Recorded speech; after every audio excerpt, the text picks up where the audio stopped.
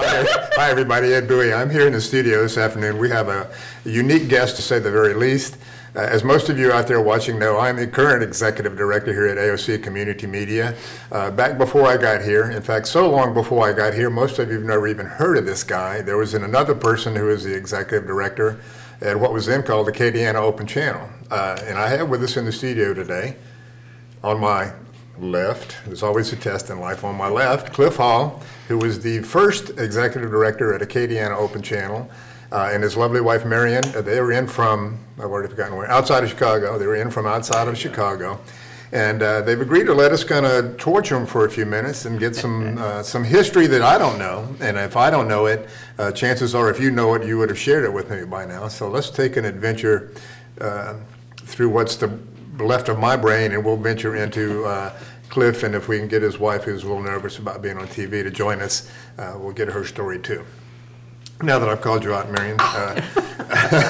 So Cliff, I really don't know much more than that you were the first executive director. I've seen your name in print, and beyond that, I really don't know too much about what you did.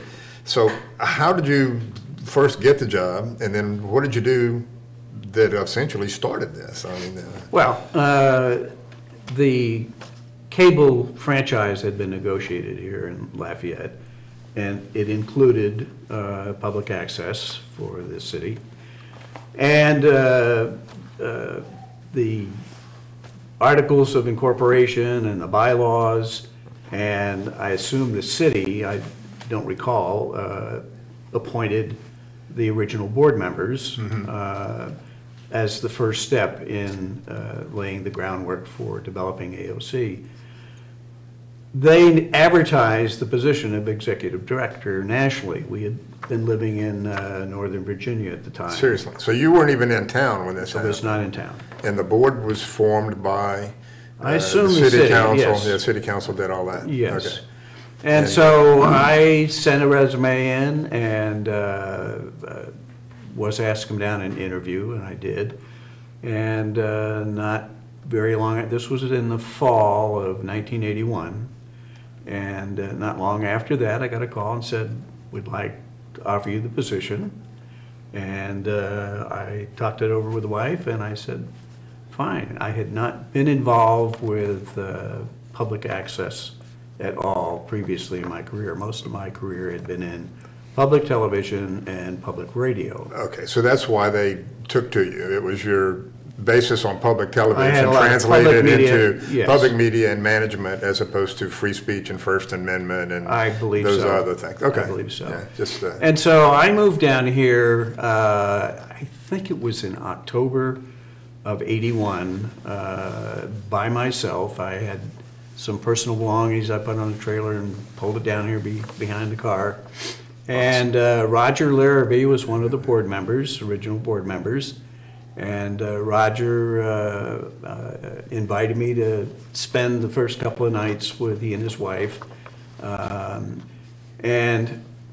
he knew I was looking for some place to find a temporary... To crash. Back at those days, you were saying to crash. To crash, a rental. And he had a good friend, longtime friend, by the name of Romain Fruget. And Romain was a bachelor who, I don't remember what part of town, but he had an extra room. He said, well, I'd be happy to rent Cliff the room until he gets... Fruget. Romain Fruget, Irishman, I think. Yeah. From Cankton. And until the family moved down here. And I don't remember did we move down at Christmas time? Yes. Yeah, yes. okay. So my first few weeks here was as a bachelor, temporary bachelor, and so no facility, nothing. There was no building. You didn't even have an office to go to at the time. Physical. Okay.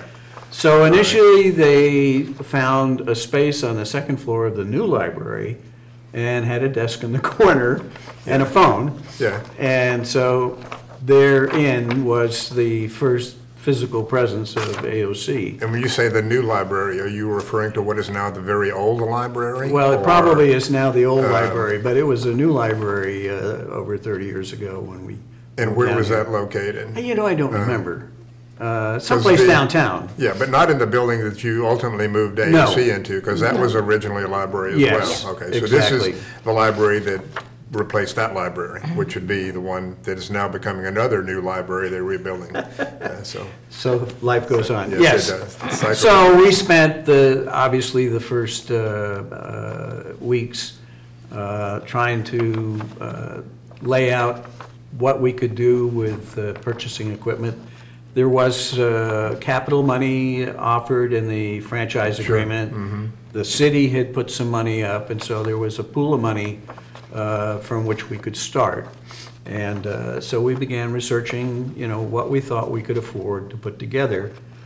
And one of the challenges was, how can we put a facility together equipment-wise that gives us the greatest flexibility for the little bit of money that we had. Sure.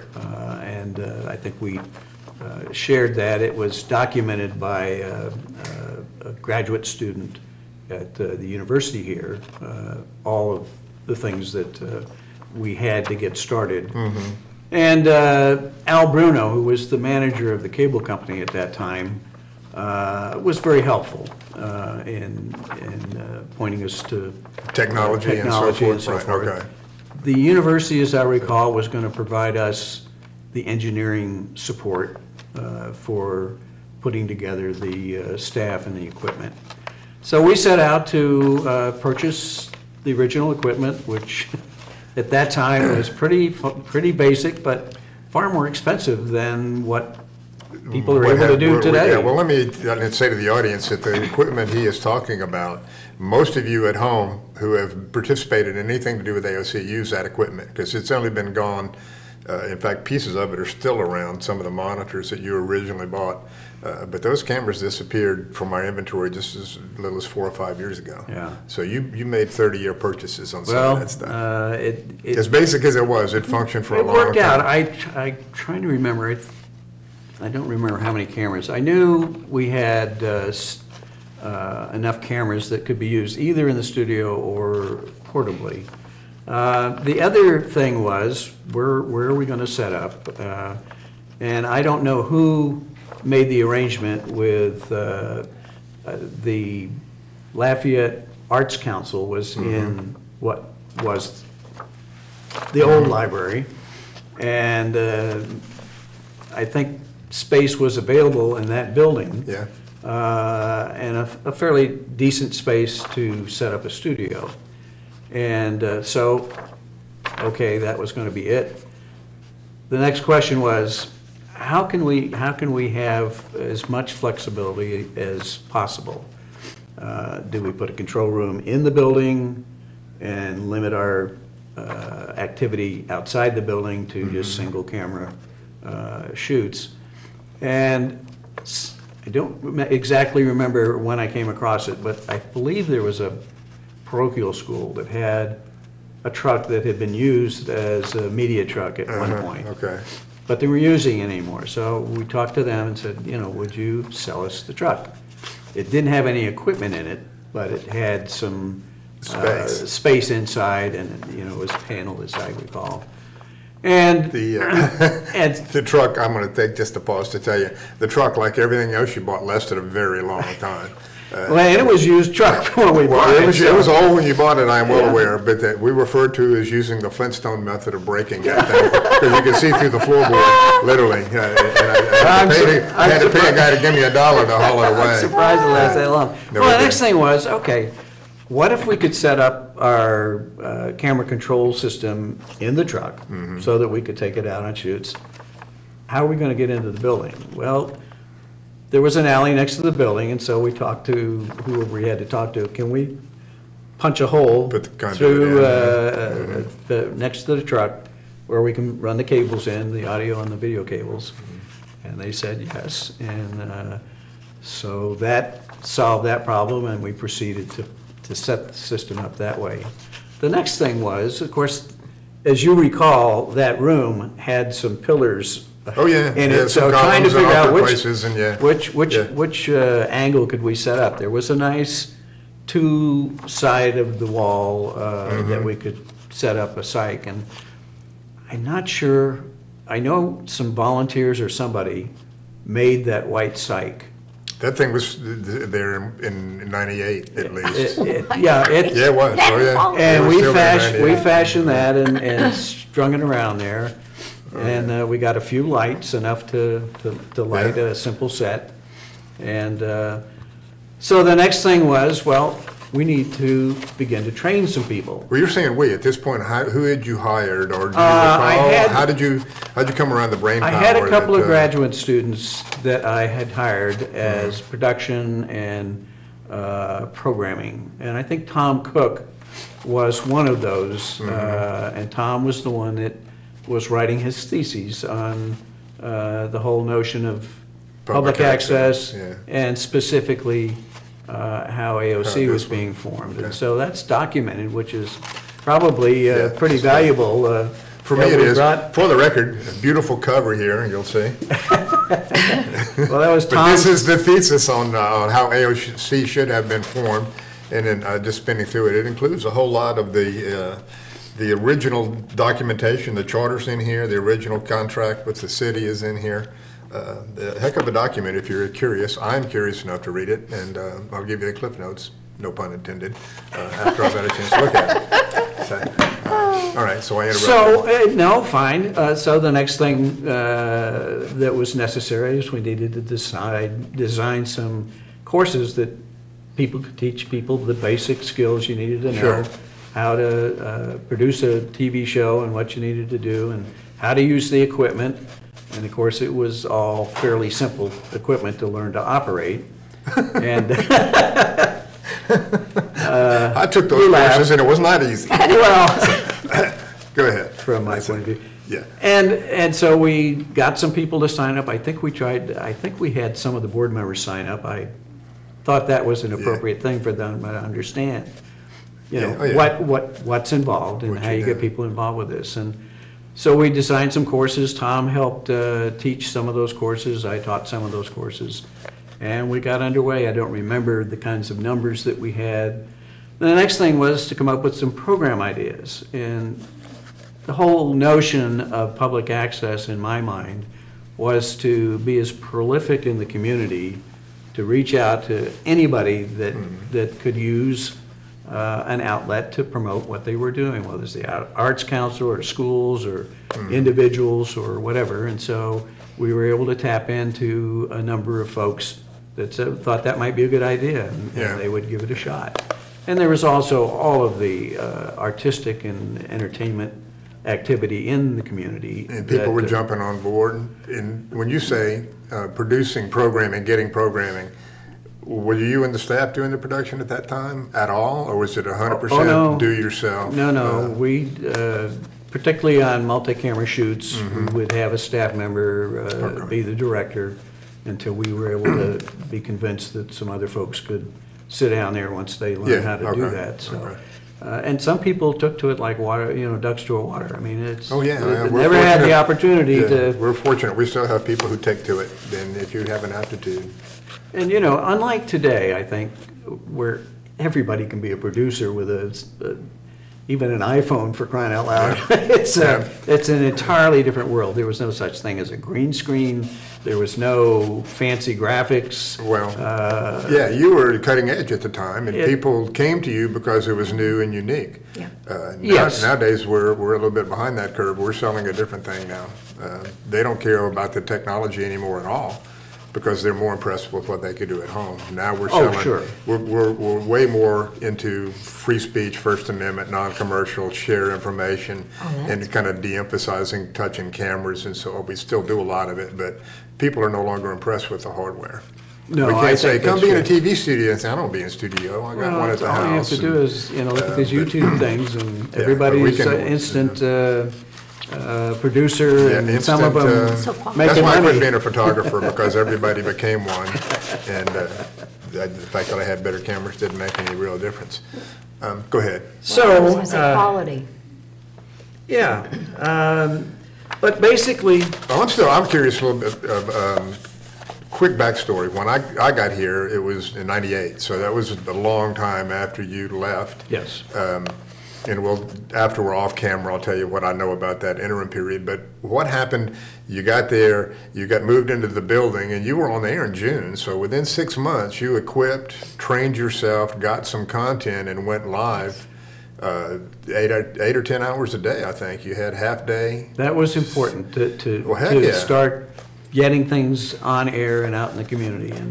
And we did. We had a couple little editing suites in the back room there, and then we had our playback right there in that facility. Yeah, that space was. And so we were off and running. So then it was just, develop as much interest and participation and learning about the organization and what you could do. And I think it just kind of evolved.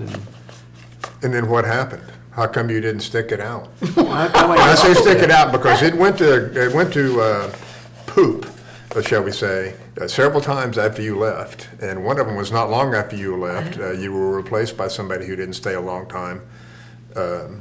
Do you know any? I don't know anything. Do you know why you left? Do you Yes, remember I do. those days? Yes, I do. I'm hoping it was politics because I got a lot of politics to talk about. No, it wasn't politics at all. Oh, well. Back in Northern Virginia where we lived, they were starting a public access operation there. So you had the fever. And I had the fever, and I had a little experience under my belt with that particular subject. And this was going to be far and away a much healthier financed operation. AOC didn't pay you well? No, it was great. Liar. It was great, but I'm talking about. I've seen the books. They didn't pay you well. I'm talking about the opportunity to develop a much larger operation. And where in Virginia was that? It was in Fairfax, Northern Virginia, and this is what's so attractive about Northern Virginia, that area. You have the District of Columbia, of course. And you have TV stations there. Oh, yeah. Well, they're all focused on national politics, even locally. So being local was So in terms of having any visibility or localism in the entire Northern Virginia area, Fairfax County is a huge county.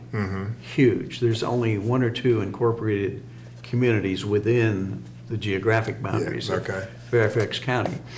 And so the opportunity to really reach out with this kind of operation, and in that franchise there was one for the Park District, there was one for the library, there was one for the county government. Yeah. So there were 5 or 6 different access channels that were going to be created and funded. Yeah. And and we had lucked out at Northern Virginia Community College. There had been a public television station there at one time, and they had moved to a different facility. And you say public television is an LPB kind of thing, or national PBS, public broadcast? Yeah, PBS, yeah. Corporate for public and broadcasting. they had left behind Okay.